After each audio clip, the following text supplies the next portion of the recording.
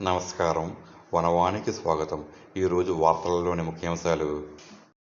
పర్యావరణ పరిరక్షణతో పాటు ఆర్థిక స్వావలంబన దిశగా సోలార్ ఎనర్జీ, సూర్యశక్తి ప్రాధాన్యతను ప్రముఖంగా చాటుతూ తెలుగుదేశం పార్టీ అనపర్తి నియోజకవర్గ ఇన్ఛార్జ్ నల్లమిల్లి మనోజ్ రెడ్డి కీలక సందేశమిచ్చారు.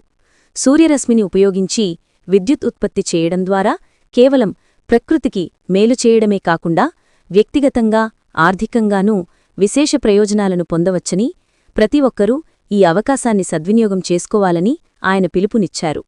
బుధవారం బిక్కవోలు మండలం కుంకుదురు గ్రామంలో జరిగిన ఒక ముఖ్య కార్యక్రమంలో కర్రి శ్రీనివాదరెడ్డి, కర్రి ఉమామహేశ్వర్రెడ్డిల సారథ్యంలో స్థాపించబడిన హిందుస్థాన్ సోలార్ ఎనర్జీ అండ్ ఎంటర్ప్రైజెస్ను మనోజ్ రెడ్డి ఘనంగా ప్రారంభించారు.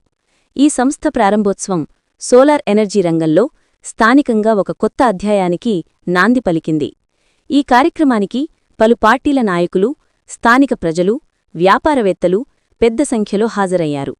ఉత్సాహభరిత వాతావరణంలో జరిగిన ఈ ప్రారంభోత్సవంలో మనోజ్ రెడ్డి మాట్లాడుతూ, సోలార్ ప్యానెల్ స్థాపన ద్వారా గృహ, వాణిజ్య అవసరాలకు సరిపడా విద్యుత్తును ఉత్పత్తి చేసుకోవచ్చని, దీనివల్ల విద్యుత్ బిల్లులు గణనీయంగా తగ్గుతాయని, అంతేకాకుండా అదనపు విద్యుత్తును ప్రభుత్వానికి విక్రయించి ఆదాయం కూడా సంపాదించవచ్చని వివరించారు.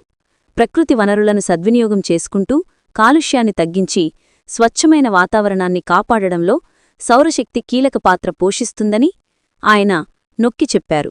యువత, గృహిణులు, రైతులు ఈ రంగంలోకి ప్రవేశించి స్వయం ఉపాధి అవకాశాలను అందిపుచ్చుకోవచ్చని సూచించారు.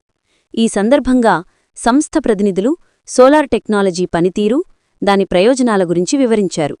భవిష్యత్తులో సోలార్ ఎనర్జీ వినియోగం అనివార్యమని, తూర్పుగోదావరి జిల్లా ఈ పరివర్తనలో ముందుండాలని మనోజ్ రెడ్డి అన్నారు.